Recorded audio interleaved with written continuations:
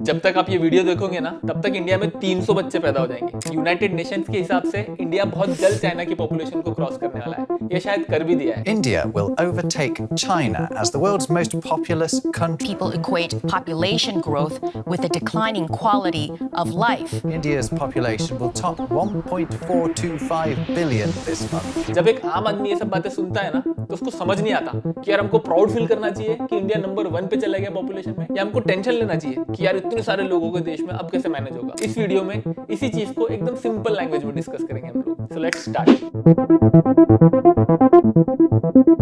Simple है ना, China के पास इतनी लैंड है, इंडिया के पास इतनी लैंड है, अब इतनी सी जमीन में उतने ही लोग रहेंगे जितने चाइना में रहते हैं, तो ओवर पॉपुलेशन तो होगी ना। ओवर पॉपुलेशन मतलब जितना देश की कैरिंग कैपेसिटी है उससे ज्यादा अगर पॉपुलेशन हो जाए उसको ओवर पॉपुलेशन कहते हैं। हर देश के पास कुछ नेचुरल रिसोर्सेज होते हैं जैसे कि oil, natural gas, soil, water etcetera, लेकिन ये नेचुरल रिसोर्सेज बहुत लिमिटेड है और इनको अगर हमको बहुत सालों तक चलाना है तो हमको बहुत संभाल के यूज करना पड़ेगा। लेकिन जिस तरीके से हमारी पॉपुलेशन बढ़ रही है, हमारा कंजम्पशन बढ़ रहा है, हमने पिछले 30 सालों में अर्थ के 1/3 ऑफ द रिसोर्सेज खत्म कर दिए। मतलब इसी स्पीड से अगर हमारी पॉपुलेशन और कंजम्पशन बढ़ता रहा तो अगले 60-70 सालों में जो रिसोर्सेज हमारे आने वाली जनरेशंस को मिलने चाहिए थे, हम लोग वो आज ही यूज करके खत्म कर रहे हैं। इसको कहते हैं अनसस्टेनेबल डेवलपमेंट या अनसस्टेनेबिलिटी। तो इन सब चीजों का सोल्यूशन क्या है? क्या पॉपुलेशन कंट्रोल करने से ये सब ठीक हो जाएगा? इस सवाल का जवाब समझने से पहले we need to understand a term called demographic dividend. आसान भाषा में हर पॉपुलेशन का एक ग्रुप होता है जिसको हम वर्किंग क्लास कहते हैं, वर्कफोर्स, जो बाहर जाते हैं, काम करते हैं, पैसा कमाते हैं, टैक्सेस भरते हैं, इनकी वजह से इकोनॉमिक ग्रो होती है। इनके अलावा एक और ग्रुप होता है बच्चों का और ओल्ड एज पीपल का, जो वर्कफोर्स से रिटायर हो चुके हैं। ये groups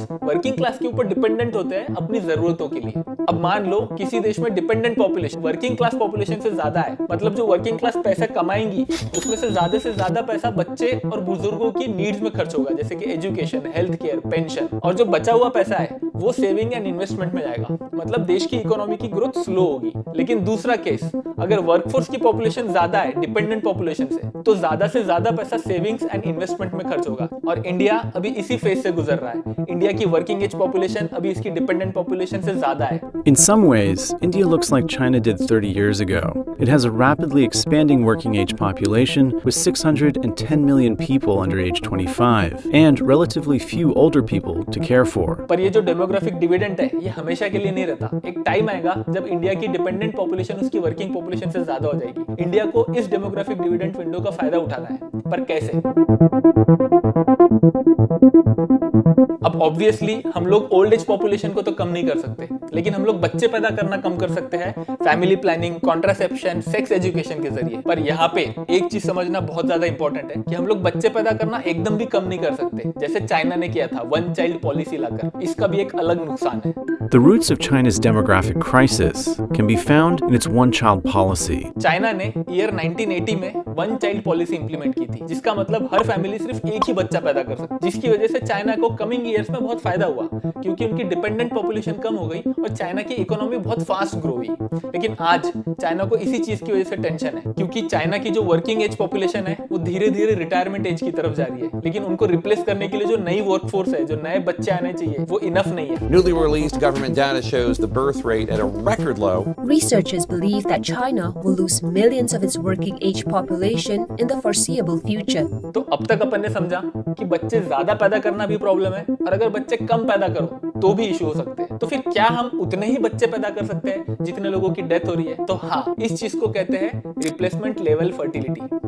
Replacement rate needed to keep a population stable is 2.1. अगर देश की हर औरत 2.1 बच्चे पैदा करे या हर 10 औरतों में अगर 21 बच्चे पैदा हो तो ये जो पॉपुलेशन है ये अपने आप को रिप्लेस करती रहेंगी। बच्चे रिप्लेस करेंगे वर्कफोर्स को, वर्कफोर्स रिप्लेस करेंगी ओल्ड एज पीपल को, और ये साइकिल चलती रहेंगी कंटिन्यूअसली। और इंडिया के लिए अच्छी बात ये है कि जो इंडिया का फर्टिलिटी रेट है it is just above 2.1 which is good for the economy. But what we're seeing now is fertility rates have declined. In India, they're just above replacement level. That's potentially very good for the economy. That's what we've seen in China over the last 20, 30 years.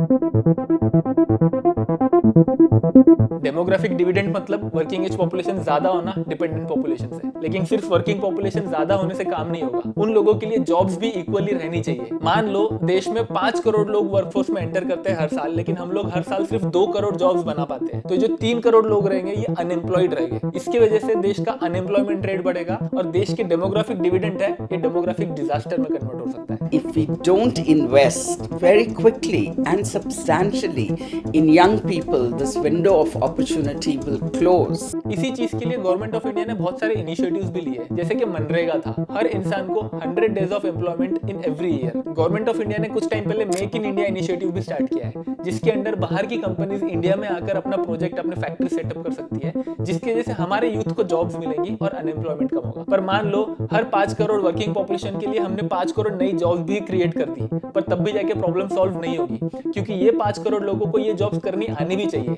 इसलिए इन लोगों को हमको पहले education देना पड़ेगा, इनको skills देनी पड़ेगी, ताकि ये लोग कैपेबल बने इस जॉब्स के लिए। इसके लिए भी गवर्नमेंट ऑफ इंडिया बहुत सारे इनिशिएटिव्स करती रहती है। स्किल इंडिया इनिशिएटिव, जिसके अंदर लोगों को वोकेशनल ट्रेनिंग दी जाती है to help them secure jobs. India के पास अभी एक बहुत बड़ी गोल्डन अपॉर्चुनिटी है अपनी इकोनॉमी को फास्ट ग्रो करने की, लेकिन इस अपॉर्चुनिटी का इंडियन गवर्नमेंट और हम सिटीजन किस तरीके से फायदा उठा सकते हैं उसके ऊपर सब कुछ डिपेंड करेगा। How are India's chances? So yes, population India के लिए फायदेमंद साबित हो सकती है अगर इस पॉपुलेशन का सही से इस्तेमाल किया जाए तो। मैं कोई एक्सपर्ट नहीं हूँ यार ये सब चीजों में, मेरा बस इतना इंटेंशन है कि लोगों को ये सब चीजें समझ आए, ताकि ये लोग डिमांड करें पॉलिटिशियन से ये सब चीजों के सॉल्यूशन। डिमांड एंड सप्लाई का खेल है, आप डिमांड करो सप्लाई मिलेगा। पर तब तक के लिए अगर आपको लगता है ना कि इस वीडियो से आपको थोड़ी सी भी हेल्प मिली है इस टॉपिक को समझने में, तो प्लीज इस चैनल को सब्सक्राइब करो और इस वीडियो को शेयर करो अपने दोस्तों और रिश्तेदारों के साथ, ताकि उनको भी हेल्प मिले इस टॉपिक को समझने में। मैं मिलता हूँ नेक्स्ट वीडियो में। Bye bye.